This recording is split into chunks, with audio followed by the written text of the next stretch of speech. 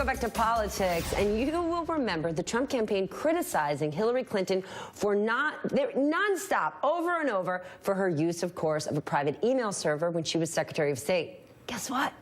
Vice President Mike Pence's spokesman confirms that Pence used a private email account to conduct public business when he was governor of Indiana. That is in response to a report in the Indy Star that said Pence routinely used his AOL account with top advisors and that the account was, in fact, hacked. I want to bring my panel back in, Jason Johnson and Matt Welsh.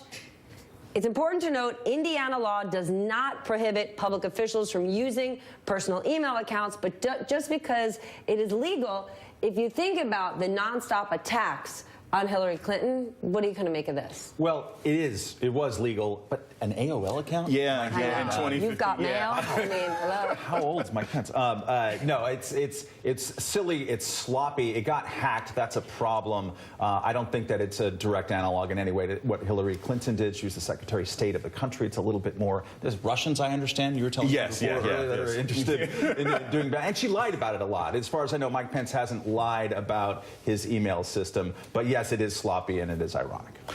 You know, hypocrisy is just the mother's milk of a presidential campaign. There are so many different things people lied about. You know, Hillary Clinton is too secretive, but Donald Trump won't give us his tax returns. I don't think this is that big of a deal, but I think Mike Pence, this is another example of him being the one innocent guy in this administration. AOL account, I'm a simple guy. He may be the only person who comes out of this clean. We're not going to talk about breast milk on TV. We're going to talk about this MSNBC exclusive. Rachel Maddow obtained a Department of Homeland Security intelligence assessment document.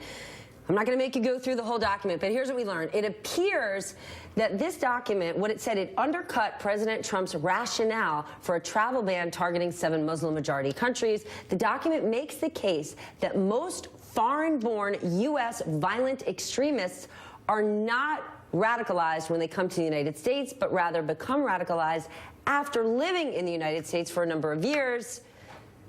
The Trump administration has pushed back and saying they're going to come out with the travel ban, they're going to come out with the revisions. They haven't.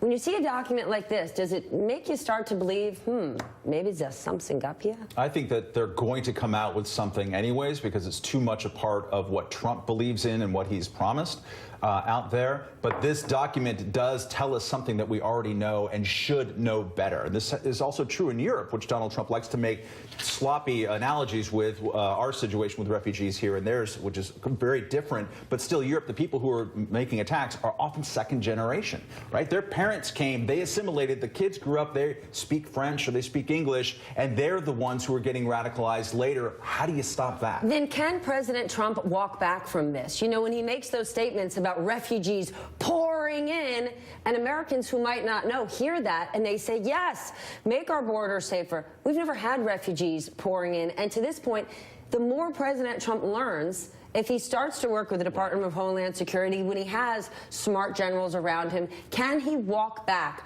from these campaign promises and these pledges he's made if they don't actually make sense? Well, so Stephanie, there's two parts of this. Part one is he going to actually do something with DHS? Is he going to do something with the travel ban? No. I mean, he's been promising us a replacement of Obamacare for months and months and almost a year now. He doesn't have that either. So I'm not surprised if he stalls. Grandpa's got a copy machine waiting for Exactly, us, exactly. And again, instead of just like taking a picture with his phone. But the secondary issue that concerns me is this notion of radicalization. This is against everything we know about anti-terror. Most of the police who've been getting killed in this country, they're by white nationalists in this country. So this idea of putting on immigrants, that's not keeping us safer. It's just promoting racism, and it's bad foreign and domestic policy. All right, we're going to take a break. Next, a leading Democrat says he does not believe